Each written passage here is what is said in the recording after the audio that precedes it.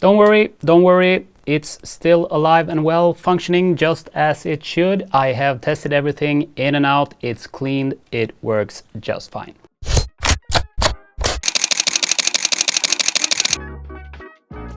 So in this video, I'm gonna show you how I shot some landscape photography a few weeks ago, and this is something that I normally don't do. It's not really a part of my photography business. But since I was gonna spend a few weeks by the sea, I thought that this would be a good opportunity to use the Hasselblad X1D Mark II with the 35-75mm zoom lens, where it really shines. And spoiler alert, it delivered. It also held up very well in these wet and cold conditions. And I know that some people might think this is crazy, using an expensive camera like this in those conditions, but cameras are working tools for me.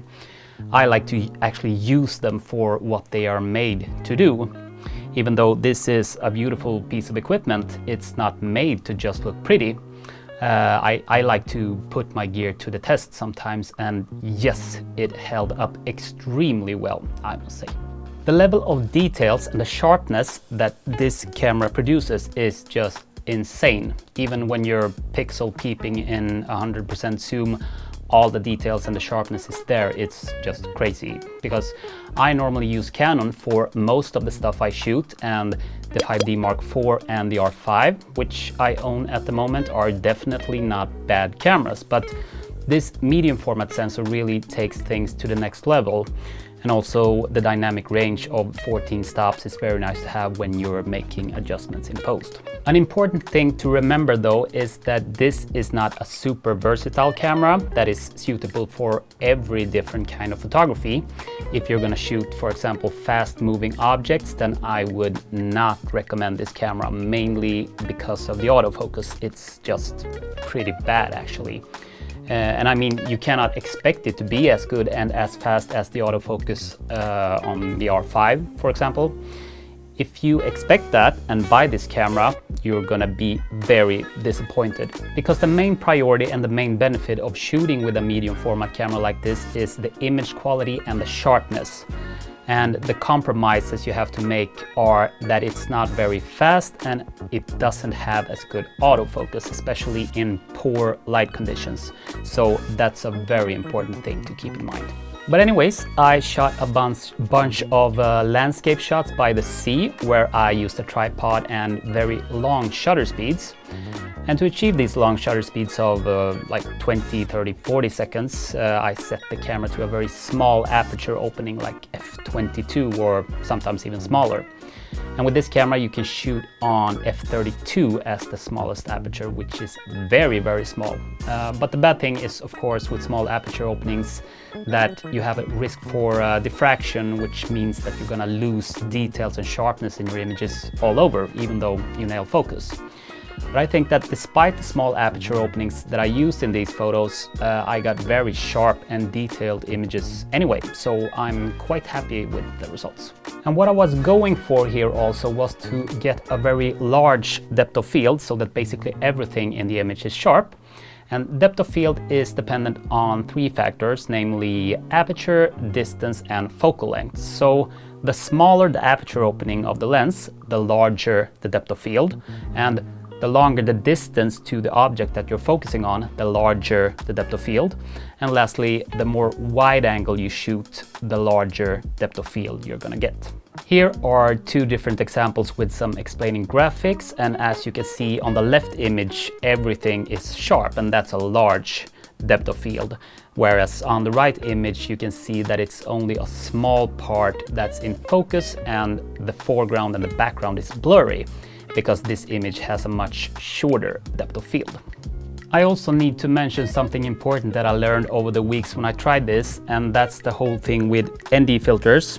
I basically never used ND filters like ever in my photography career, which is now about 20 years, because I simply haven't shot stuff that requires the use of ND filters until now. And for these images I used a variable ND filter from Nissi. This one is 1.5 to 5 stops. This was not ideal at all, since the filter diameter of the lens is larger than the ND filter, so I used a step-down ring, and that's a big no-no. Don't ever do that. Because on the widest angle you can actually see parts of the filter in the corners, which of course is not good. So don't ever use a step-down ring for a filter at all. It's not ideal. And what I also learned was that variable ND filters may not be ideal for photography, because in some cases I got really bad color tints in the corners of the images, like a blue color tint. And I don't know if that has to do with the quality of the filter. I think Nissi filters are pretty good quality after all, or if it's the variable ND thing, or if it's because I used a step-down ring, or if it's a combination of all these factors. I haven't really done any research on exactly why these color tints occur. But to summarize, I assume that it's just better to use a solution with a high quality ND filter that is not variable, and that also of course has like the same diameter as your lens. But this was basically my first serious try with ND filters, and this is what I had to play with. And at least I learned what not to do as well, which is valuable, of course. So let's jump into some behind the scene clips that I shot with my iPhone. Unfortunately, the wind was pretty strong here by the sea, so the audio is not the best. I'm gonna try to add some subtitles too. But I will show you how I shot some of these images, and also show you the final version after some adjustments in Camera Raw and Photoshop. Okay, so let's go for 16-second exposure on the Hasselblad.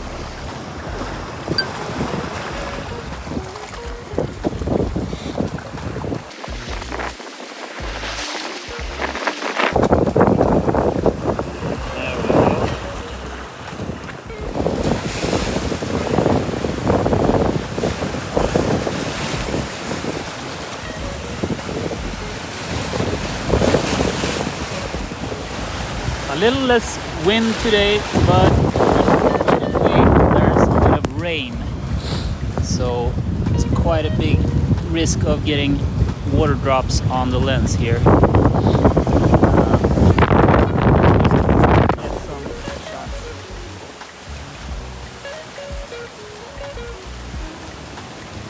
Quite a lot of wind after all.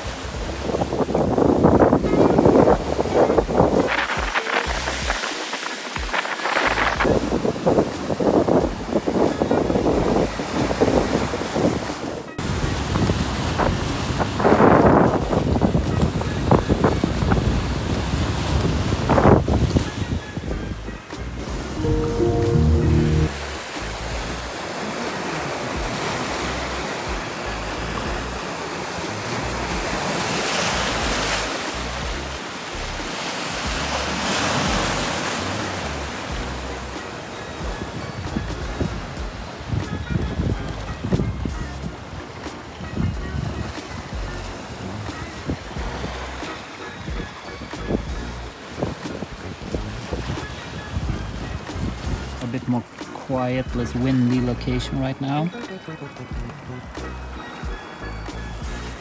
some shots here as well. 23 seconds shutter speed. And something like this.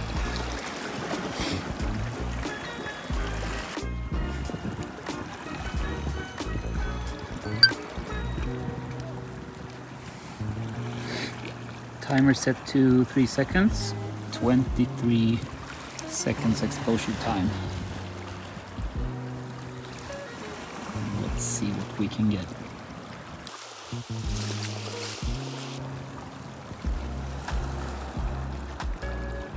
Looks pretty nice actually.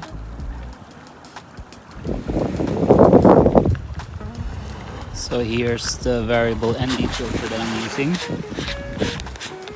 This one is actually pretty bad quality because I get color casts, blue color casts in the upper left corner of the images. It's fixable in post, but would be nice to get it good straight out of camera. And now I finally found my sunset. After a couple of weeks waiting. So hoping for some nice exposures here. I'm doing sort of a bracketing, trying different shutter speeds to cover both the dark parts of the rocks and the sunset as well.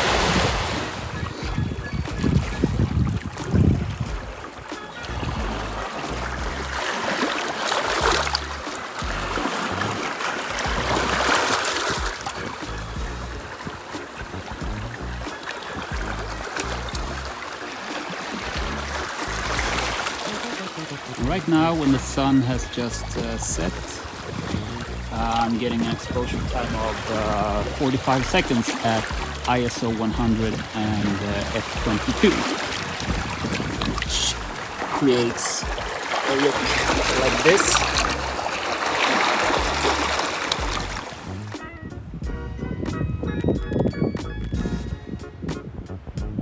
Got some beautiful sunset here.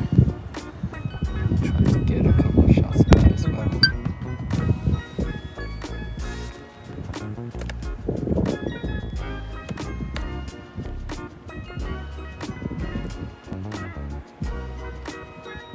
Finally, I would also like to show you some of the images in Photoshop and really point out the level of details and sharpness that this camera produces. So here we are in Photoshop. We're just gonna have a look at some of my PSD files. This is of course adjusted in Camera Raw to get a very cold bluish white balance here. But if we check in 100%, you can see that you have really good detail in the rocks here, and also this this blurry effect from the water that's moving during exposure.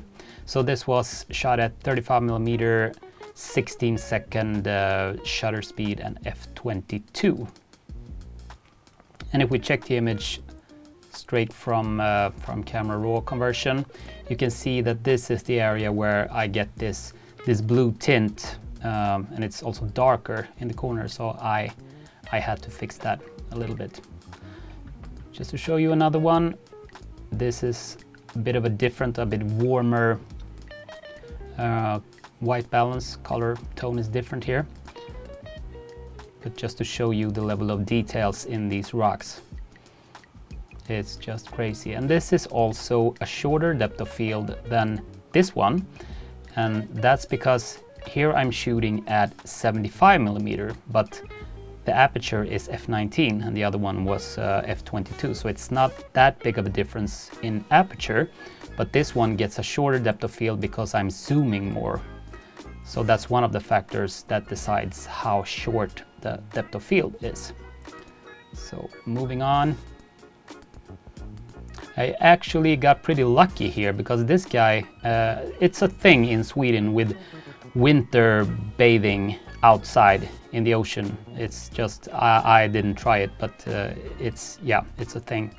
So people take baths during the winter. So this guy was walking out on the pier and just, he was standing here completely still for about a minute. So I got really lucky. And this bird also didn't move. So I had an exposure here of, let's see, 32 seconds. And those guys were pretty still the whole time. So that was lucky. Very large depth of field here as well, as I was going for. And just another one here. This is a bit shorter depth of field. I think this is 6.8. Yeah, aperture 6.8. So here you can see that this rock in the middle here is very sharp, and these other rocks and in the background and also this log in the foreground is very blurry. So this is because of the lower aperture number, the larger aperture opening. And then we have this one as well, which is just super duper detailed.